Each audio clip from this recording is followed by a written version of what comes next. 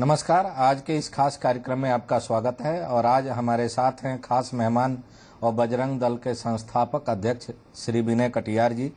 विनय जी Bharatiya Janata party के सांसद हैं और उत्तर प्रदेश सहित देश में जो राम मंदिर निर्माण को लेकर जिस आंदोलन की शुरुआत हुई थी उसके अगर हम कहें तो ये प्रमुख कर्ता धर्ताओं में एक थे और संस्थापक थे। आज एक बार फिर राम मंदिर चर्चा में है, राम मंदिर को लेकर आंदोलन चर्चा में है और देश के और उत्तर प्रदेश के साधु संत उत्तर प्रदेश सहित देश के अलग अलग राज्यों में इस समय आंदोलनरत हैं। राम मंदिर से जुड़े हुए पुराने सवालों से लेकर आज के परिप्रेक्ष्य में आंदोलन कहां तक पहुंचा, आंदोलनकर्ताओं में क्या खामियां रहीं, किस वजह से जो लक्ष्य था वो उसको पूरा करने में जो आंदोलनकारी थे उनको कामयाबी नहीं मिली, इन सारे मसलों पर इनकी राय जानने की कोशिश करेंगे। विनय जी आपका बहुत बहुत स्वागत है। सबसे पहले तो ये कि उत्तर प्रदेश सहित देश में राम मंदिर के निर्माण को लेके जो लड़ाई शुरू हुई थी, जो लड़ाई शुरू की गई थी, उसके आप संस्थापक नेताओं में एक थे या कह सकते हैं कि कार्यकर्ताओं में एक थे। इस बार जो आंदोलन देखने को मिला है अयोध्या से लेके और आज जंतर मंतर तक, उसमें आपकी गैर मौजूदगी का कारण क्या है? नहीं, कोई गैर मौजूदगी का कारण नहीं है। कल हमको लखनऊ में रोक करके रखा गया था, लेकिन कोई भी आंदोलन हो उसमें हमारी पूर्ण सहमति है और सक्रिय भूमिका भी हम निभाने की कोशिश करते हैं। लेकिन वर्तमान समय में रोल अलग अलग है, तय करने वाले लोग दूसरे हैं, तो तय की भूमिका में हम नहीं हैं कि क्या तय करना कार्यक्रम, तय वो लोग करते हैं, फिर देखते हैं उसमें क्या हो सकता है। तो सबसे बड़ा बदलाव तो यही है जो आप खुद मान रहे हैं कि एक दौर था जब आप तय करने वालों में थे और आज आप अब दिशा निर्देश की प्रतीक्षा में हैं कि जो दिशा निर्देश मिलेगा उस तरह से आप काम कर रहे हैं। तो ये जो बदलाव दिखाई दे रहा है आंदोलन के स्वरूप में, आंदोलन के चलाने वालों के व्यवहार में, इसके पीछे कोई खास वजह है? नहीं, कोई खास वजह नहीं। बीजेपी में चूंकि विभिन्न पदों पर मैं रहा, शुरू हो गया, मैं प्रदेश का अध्यक्ष रहा, फिर राष्ट्रीय महामंत्री रहा बीजेपी का, फिर राष्ट्रीय उपाध्यक्ष रहा, आज भी प्रमुख किसी न किसी पद पर हूँ, तो वो चूंकि बीजेपी की तरफ सक्रियता हमारी बढ़ गई है तो स्वाभाविक है कि बाकी लोगों के लिए कार्यक्रम बनाएं। कहीं ऐसा तो नहीं है कि अब आज आंदोलन की कमान जिन लोगों के हाथ में है उनको लगता है कि अब आप को आगे करके आंदोलन चलाने से वह राजनीतिक लाभ या उस तरह का कार्यकर्ताओं का जो मोबिलाइजेशन है वो नहीं हो पाएगा जितनी कि उनकी अपेक्षा है? नहीं, ऐसा नहीं है। कार्यक्रम भी अब तय करने में दिशा बदल गई है, परिस्थितियां बदल गई हैं, दोनों प्रकार की चीजें हो गई हैं। एक अयोध्या में ढांचा था, गुलामी का ढांचा था, वो ढांचा 6 दिसंबर 92 को चला गया। जो कुछ है वहाँ राम की जन्मभूमि है, वही भव्य और दिव्य बने, उसी के लिए कोशिश करना है। और सबसे बड़ी एक सफलता हमको मिल गई कि अदालत ने, हाई कोर्ट ने बता दिया कि जो ढांचा है उसके नीचे जो सारा कुछ मिला है वो सब राम की जन्मभूमि का है, वो राम को प्रमाणित करता है, उनकी जन्मभूमि को प्रमाणित करता है। और मैं ये सोचता हूँ कि जब आंदोलन चल रहा था तो उस समय मुस्लिम वर्ग के भी लोग कहते थे अगर ये प्रमाणित हो जाए ये राम की जन्मभूमि रही है तो मैं अपना दावा छोड़ दूंगा। बड़े बड़े अन्य राजनीतिक दलों के नेता भी यही कहते थे कि अगर ये मालूम हो जाए कि नहीं ये राम की जन्मभूमि है तो हम बातचीत करके इस स्थान पर राम के मंदिर का निर्माण करेंगे। कोर्ट के माध्यम से ये बातें सिद्ध हो गई। अब जो आपके रणनीतिकार हैं, नीतिकार हैं, उनकी सोच में भी बदलाव आया है। अब उनको लगता है कि उस एग्रेशन, उस प्रतिबद्धता, उस कर्मठता की जरूरत नहीं है, इसलिए आपको अलग रखा जा रहा है इस पूरे नहीं, ऐसा कुछ नहीं है निर्धारण प्रक्रिया में। नहीं, ऐसा कुछ नहीं है। जहाँ जिसकी जो जरूरत है वो हम लोग सब आपस में सहयोगी है एक दूसरे के, और वो काम बंद नहीं होगा, इसलिए आप उसकी चिंता मत करिए। हम लोग जहाँ हैं वहाँ बिल्कुल सक्रियता के साथ हैं। विनय जी, वह आंदोलन हम लोग गवाह रहे हैं, चश्मदीद गवाह रहे हैं, जिस तरह से आपने, आपके तमाम लाखों सैकड़ों कार्यकर्ताओं ने उस आंदोलन को अंजाम दिया और एक लक्ष्य हासिल की, जो उस समय का टारगेट था।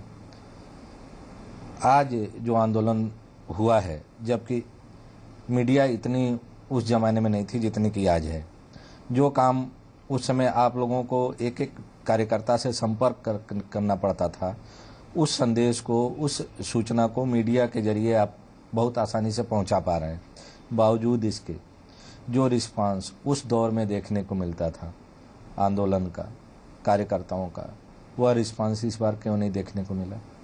नहीं, वो पूरा रिस्पांस देखने को मिला मीडिया में। नहीं, मीडिया के माध्यम से भी मिला और मौके पर भी मिला, क्योंकि कार्यक्रम का जो आप अभी 84 कोस की परिक्रमा की आप चर्चा कर रहे हैं, मुझे लगता संकेत उधर आपका है।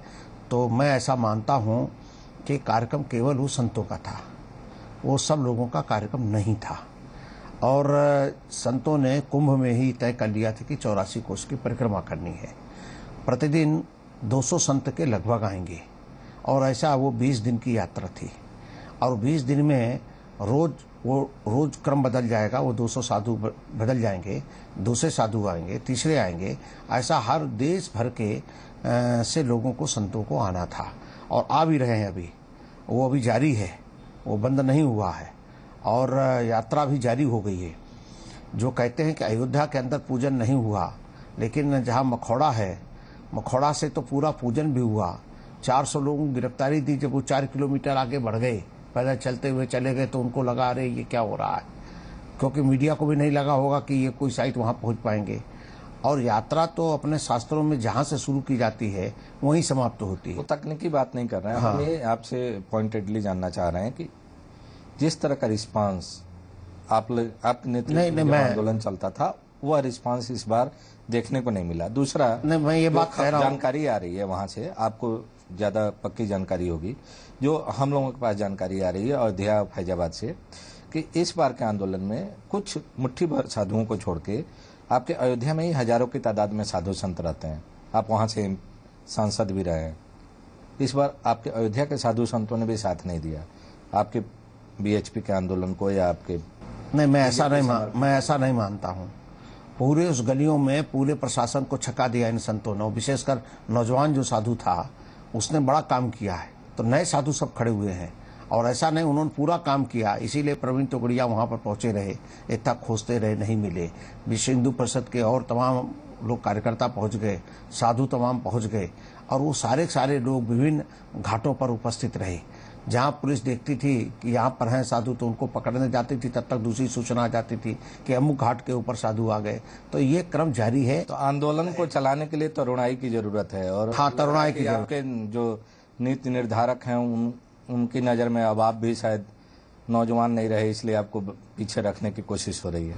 नहीं, ऐसा कुछ नहीं। हमने चूंकि हमारी बीजेपी में सक्रिय भूमिका हो गई, इस कारण से बात है। एक छोटा सा विराम लेते हैं। विराम से वापस आने के बाद फिर इसी विषय पर और विस्तार में चर्चा करेंगे विनय जी से।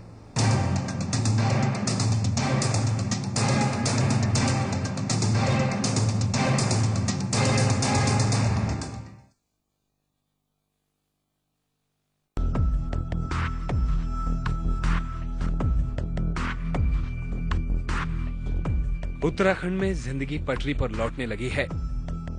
मुख्यमंत्री और राज्य सरकार के अथक प्रयासों से वीरान हो चुके पहाड़ों पर फिर से रौनक दिखाई दे रही है। राज्य सरकार तेजी से आपदा प्रभावित लोगों तक मदद पहुंचा रही है, वहीं मुआवजा भी बांटा जा रहा है। मुख्यमंत्री का कहना है कि जाड़ा शुरू होने से पहले आपदाग्रस्त इलाकों में निर्माण कार्य करा लिया जाएगा।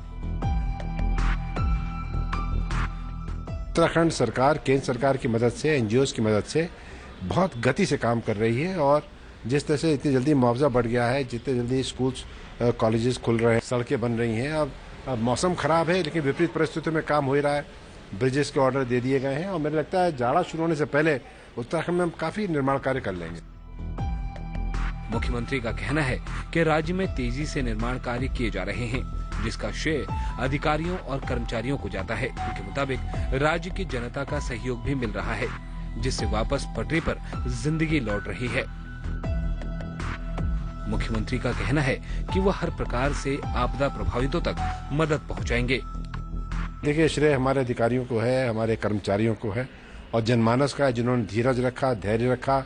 जब पूरे प्रदेश देश से हमारे यहाँ यात्री और श्रद्धालु फंसे थे, उन्होंने उनका दुख बांटा, अपनी रोटी बांटी, उनको बाहर निकलने में उनकी हमारी मदद करी। और आज भी वो समझ रहे हैं और जिस तरह की मदद हो सकती है, हर प्रकार की मदद जनता तक पहुंचा रहे हैं। मुख्यमंत्री का कहना है कि तबाही बहुत बड़ी थी, लेकिन रेस्क्यू ऑपरेशन को सफलता से पूरा किया गया और करीब 1.5 लाख लोगों को प्रभावित क्षेत्रों से निकाला गया। देश ने पहली बार देखा और इतना बड़ा रेस्क्यू ऑपरेशन भी विश्व के इतिहास में स्मरणीय रहेगा। मुख्यमंत्री ने लोगों को भरोसा दिया है कि केदारनाथ में तय तारीख पर पूजा होगी, जिसकी तैयारियां जोरों पर हैं। उनके मुताबिक केदारनाथ में पुल तैयार कर लिया गया है। जो लकड़ी का ब्रिज था, खतरनाक, जिसपे मैं गया और एक एसडीएम बह गया, अब वो ब्रिज बन गया है और हम पूरी कोशिश कर रहे हैं कि 11 को वहाँ पूजा हो जाए। मुख्यमंत्री का कहना है कि आपदाग्रस्त इलाकों में निर्माण कार्य तेजी से हो रहे हैं। जाड़ों से पहले अति संवेदनशील गांवों का भी विस्थापन कर दिया जाएगा।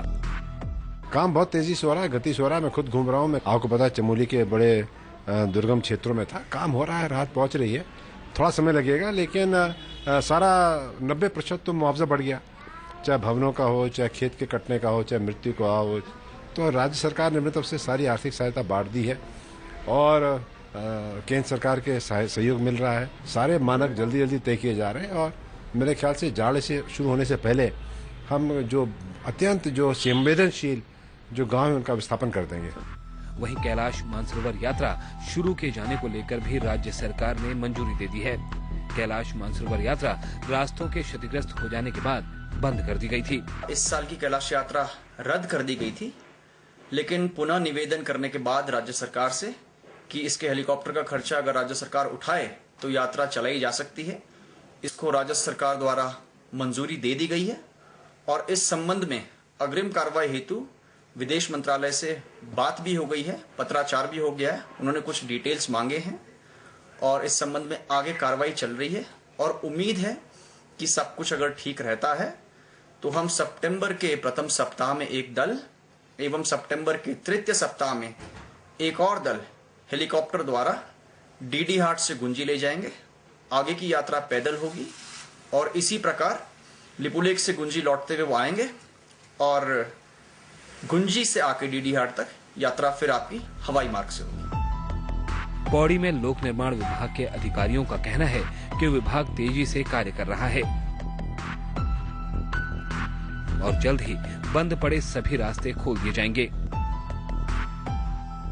जनपद पौड़ी में समस्त सड़क निर्माण कार्यदायी संस्थाएं जितने भी हैं, जिसमें 6 खंड हमारे लोक निर्माण विभाग के हैं, पीएमजीएसवाई है, एनएच है, एडीबी है। इसमें हमारी कुल 355 मार्ग हमारे बंद हुए थे, जिसमें से हमने 318 मार्ग यातायात खोल दिए हैं। हमारे 10 पुल क्षतिग्रस्त हुए थे, क्षतिग्रस्त जिसमें कहीं एबेटमेंट हो गया था, कहीं खराब हो गया था, कहीं कुछ डेक स्लैब वो हो गई थी, खराब हो गई थी। उसमें से 9 पर हमने यातायात चालू कर दिया है। हमारे सभी लोग बड़े उसमें जोशों से काम चल रहा है, सभी जगह हमारे काम चल रहे हैं और 45 सड़कें 45 जेसीबी हमारी आज भी मार्ग खोलने के लिए कार्यरत है।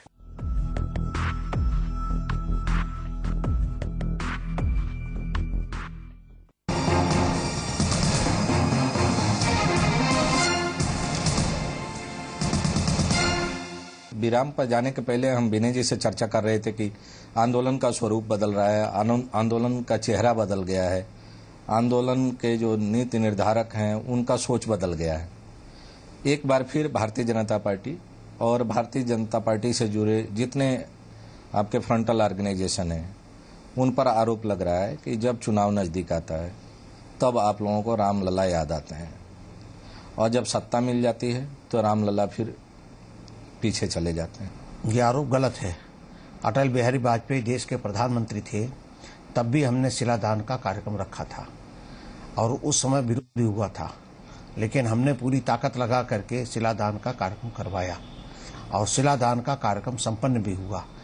एक ग्रुप चाहता था कि शिलादान न हो। विनय जी, इसको थोड़ा और एक्सप्लेन कर दीजिए कि उसका विरोध सबसे ज्यादा अटल जी और अटल जी की सरकार ने ही किया था।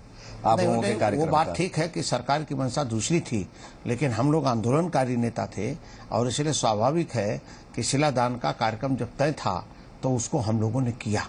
अब ये बाकी बात अलग है कि जो व्यवस्था करनी थी सरकार को, उन्होंने अपनी व्यवस्था की हमको जो आंदोलन चलाना था वो हमने आंदोलन चलाया।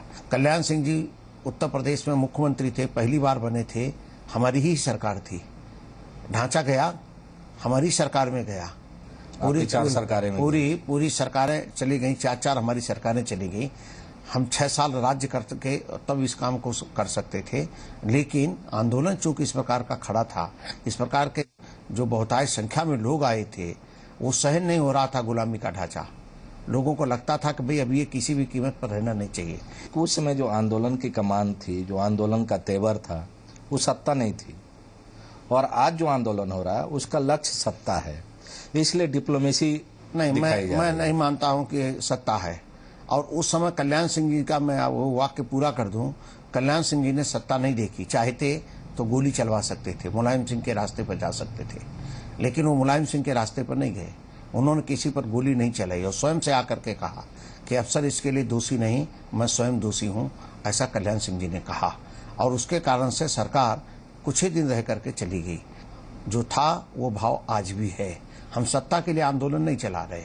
आखिर भगवान राम कब तक उपेक्षित रहेंगे?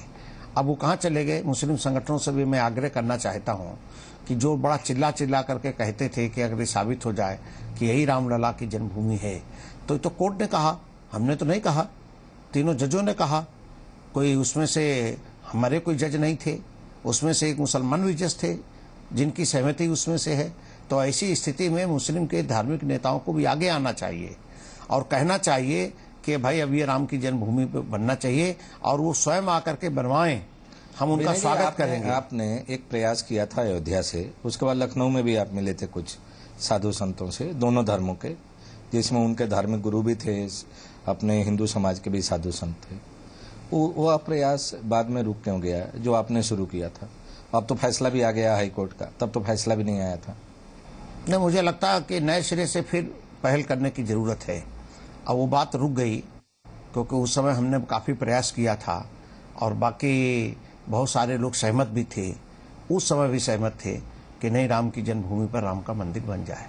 और मेरा आज भी कहना है कि जन्मभूमि पर अब बिना विलंब किए राम मंदिर का निर्माण होना चाहिए। तो आप पीछे क्यों हट गए?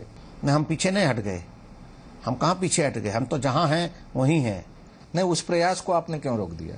अब वो किसी कारण से रुक गया प्रयास, उसको सच में और आगे बढ़ाना चाहिए था। उसमें मेरी कमी रह गई कि मेरा प्रयास उसमें से ढीला हो गया।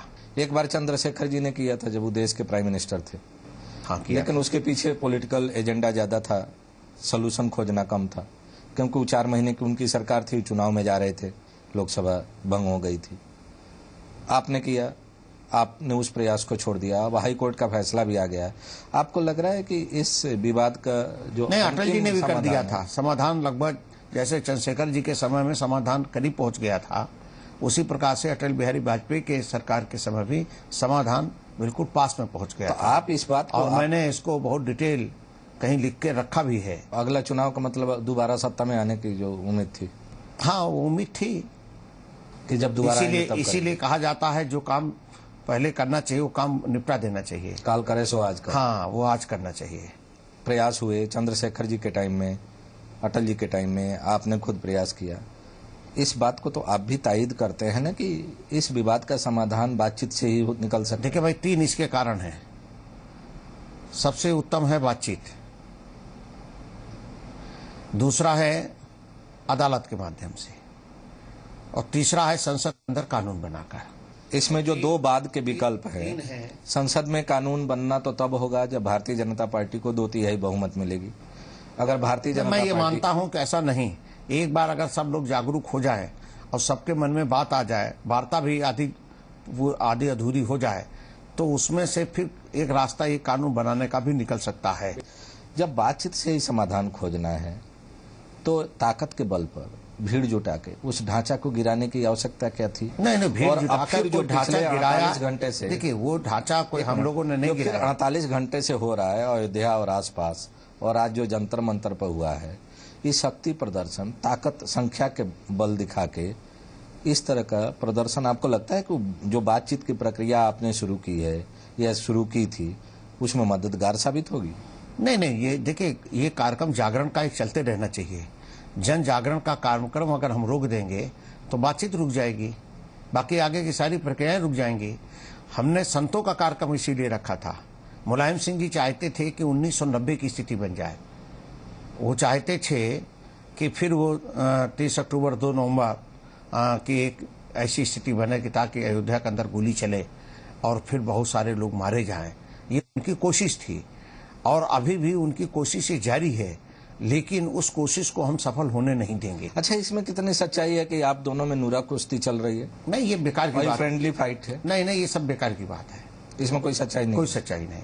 मुलायम सिंह जी को चाहिए, वो तो संतों के प्रति भक्ति भी रखते हैं, तो उनको तो चाहिए था कि इसीलिए कहा जा रहा है, इसीलिए कहता हूँ उनका सम्मान करना चाहिए था। और सम्मान की जगह उनको जेल के अंदर आप डाले हो, आप सबको जेल के अंदर डाले हो। आज तो कोर्ट में सरकार ने जवाब में नहीं दिया है, लखनऊ हाईकोर्ट। नहीं, वो तो अलग बात है। रामभद्राचार्य जी महाराज जो जन्मांध हैं, जगत गुरु हैं, कल जिस प्रकार से उनके साथ मिसबिहेव किया गया, मिसहैंडलिंग की गई है, वो बड़ा दुखदायी घटना है।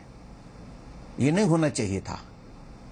विनय जी, लेकिन जब अक्टूबर नवंबर में फायरिंग हुई थी, उस समय कार सेवक मारे गए थे अयोध्या में, फिर चुनाव हुआ, उस चुनाव का लाभ भारतीय जनता पार्टी को मिला, राजनीतिक लाभ। मुलायम सिंह की संख्या लगभग 135-40 से घट के 32 हो गई थी। आपको लग रहा है कि ये जो कार्रवाई मुलायम सिंह की सरकार ने की है, तो इसका राजनीतिक लाभ बीजेपी को ज्यादा मिलेगा? नहीं, देखिए, मुलायम सिंह जी तो ये सब काम इसलिए करना चाहते हैं कि एक तो वोट मिले, दूसरा जो सबसे बड़ी बात है, इसे संतों पर उनको अपमान करना ना अपमान करना एक अलग ये विषय है, लेकिन इससे जो घातक कदम उनका उठ रहा है कि देश के अंदर जो जेलों में उत्तर प्रदेश में आतंकवादी बंद हैं, उनको छोड़ना, उनको छोड़ने का काम किया जा रहा है। तो ये तो आतंकवादियों को संरक्षण देने वाली सरकार हो गई। तो साधुओं को जेल भेज रहे हैं, आतंकियों को छोड़ रहे हैं, उनको छोड़ रहे हैं। ये कैसा है? ऐसे लोगों से नूरा कुश्ती हो सकती? ये तो बेकार की बात हुई। विनय जी, एक किताब आप लिखने वाले थे, काफी आपकी मन में बहुत सारे रहस्य छिपे हुए हैं आपके दिल में। नरसिंह राव से लेकर और अटल जी की सरकारों का जो अनुभव रहा है आपका, इस राम मंदिर को लेकर, राम मंदिर के निर्माण में जो बाधाएं आई समय समय पर, उसको लेकर वह किस स्थिति में है आज? नहीं, उसका लगभग लेखन हो चुका है, समय पर आएगा तब उसकी प्रिंट कराएंगे। एक बार आपका बयान आया था कि नरसिंह राव भी चाहते थे कि वहां मंदिर बने। मेरी जब वार्ता हुई थी नरसिंह राव जी से, तो बातचीत से मुझे लगा था कि वो राम मंदिर का निर्माण कराना चाहते हैं।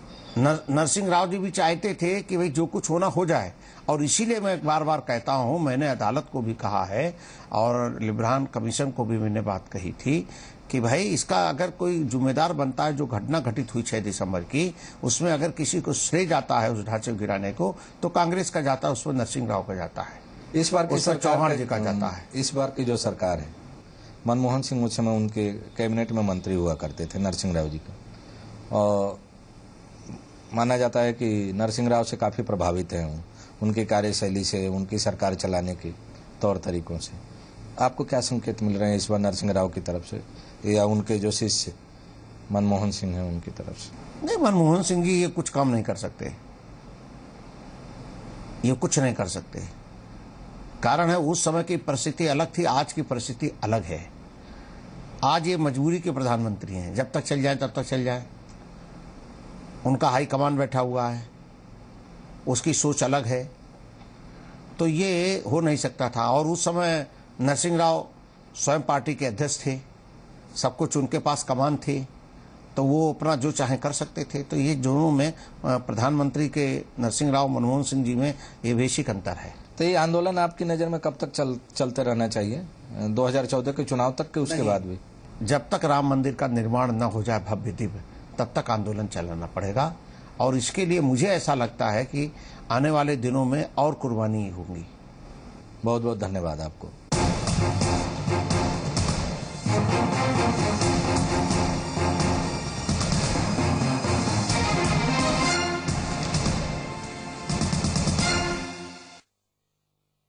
जल्दी करो। रवि सर, ऑफिस ड्रॉप करना जरा। श्योर सर, चले चलो चलो चलो। सर, वो सीरीज स्प्रिंग सस्पेंशन है, इसीलिए। High tech. It's nothing much, boss. Oh, powerful. Mileage कम होगा। सर, इको थ्रस्ट इंजन है, 67 kilometre per litre. Seriously? TVS Phoenix 125, India की पहली प्रीमियम 125cc बाइक। अब लाइफ का गियर बदलो। तानिया, रवि की सैलरी स्लिप दिखाना जरा। पानी का डॉक्टर एक्वागार्ड देता है धरती का सबसे सेहतमंद पानी। Because health is wealth. Call 093-3988-3333 आज ही। टुक टुक टुक टुक।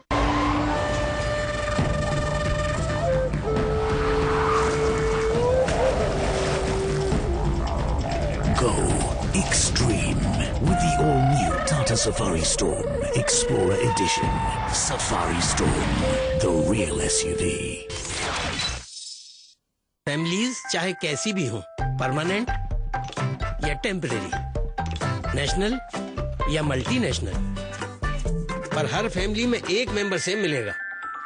गुड नाइट अब है इंडिया का नंबर 1 लिक्विड वेपराइजर ब्रांड, इसलिए सेलिब्रेशन ऑफर सिर्फ 72 रुपीज में। Welcome to the family.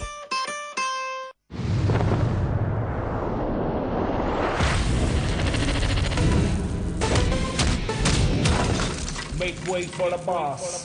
अरे झूठ बोल रहे हैं आप। इनकी मदद करने की जो आपकी जिम्मेदारी थी उसमें पूरी तरह फेल हुए आप। इस मिलावट से न जाने रोज कितनी जाने जाती है, तो रुके क्यों हैं? क्यू शॉप के संग आइए और अपनी आवाज उठाइए इस नए सत्याग्रह में। पूरे जोश, पूरी ताकत के संग आओ करें मिलावट से जंग। सहारा क्यू शॉप सलाम करता है।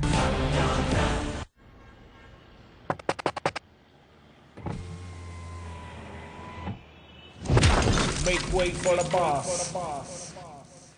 सच्चाई सामने आ रही है लोगों के। आपने डैम बनाया, कचरा वहीं छोड़ दिया। क्या मोदी का भगवा रंग लहराएगा? समाप्त हो जाएंगे आप, उत्तराखंड नाम की कोई चीज नहीं रह पाएगी। पैसे का हो क्या रहा है? उपभोक्तावाद आज भारतवर्ष को चबाया जा रहा है। आज तो हमारे पास बहुत से तकनीक। ठीक है, तो आप बताइए कितने डॉपलर रडार आपने लगा दिए? हमारे कौतूहल का विषय है ये। गलती नहीं करी सरकार ने, अपराध किया है। बात आकर अटकती है कानून पर। हमारा काम है सवाल उठाना, हम तो उठाएंगे। देखिए डिबेट एट 8 रोज रात 8 बजे सिर्फ जी उत्तर प्रदेश उत्तराखंड पर। अपना प्रदेश अपना देश।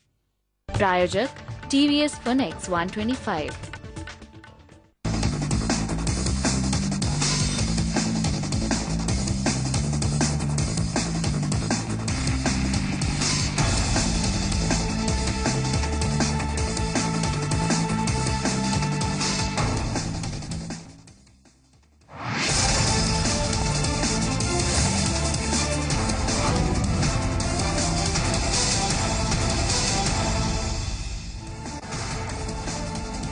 यूपीए अध्यक्ष सोनिया गांधी पूरी तरह से स्वस्थ हैं। उन्हें देर रात 1:30 बजे एम्स से डिस्चार्ज किया गया। लोकसभा में फूड बिल पर वोटिंग के दौरान अचानक उनकी तबीयत बिगड़ गई थी।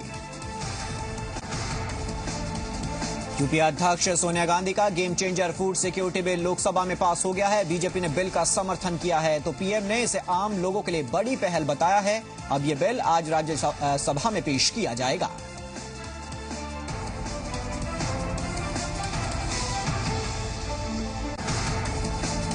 हमारे खास कार्यक्रम सियासत की बात में बीजेपी नेता विनय कटियार ने मुलायम को साधु संतों का सम्मान करने की सलाह दी है। जी रीजनल चैनल्स के संपादक वासिंद्र मिश्र से बातचीत में कटियार ने कहा है कि साधु संतों को जेल में डालना दुखद है और मुलायम वोटों के लिए ऐसा करते हैं। कटियार ने कहा है कि वीएचपी की यात्रा को अच्छा रिस्पांस मिला है। आंदोलन में खुद की भागीदारी के सवाल पर उन्होंने कहा कि अब कार्यक्रम बनाने वाले बदल चुके हैं। इलाहाबाद मिर्जापुर में नदियां उफान पर हैं। बाढ़ के चलते लोगों को परेशानी का सामना करना पड़ रहा है तो कौशाम्बी के गढ़वा में 100 से ज्यादा मकान गिर गए हैं। बाढ़ में एक युवक की मौत हो गई है। प्रभावित इलाकों में राहत कार्य जारी है।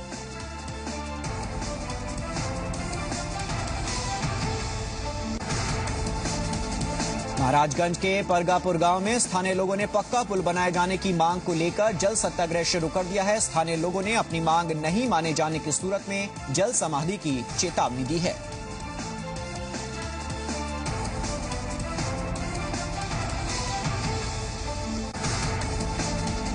राजस्थान के श्री गंगानगर में नगरपालिका के एक बाबू के घर पर छापा मारकर एसीबी ने करोड़ों की संपत्ति बरामद की है। बाबू के घर से 1 करोड़ से अधिक की संपत्ति के कागजात, लाखों की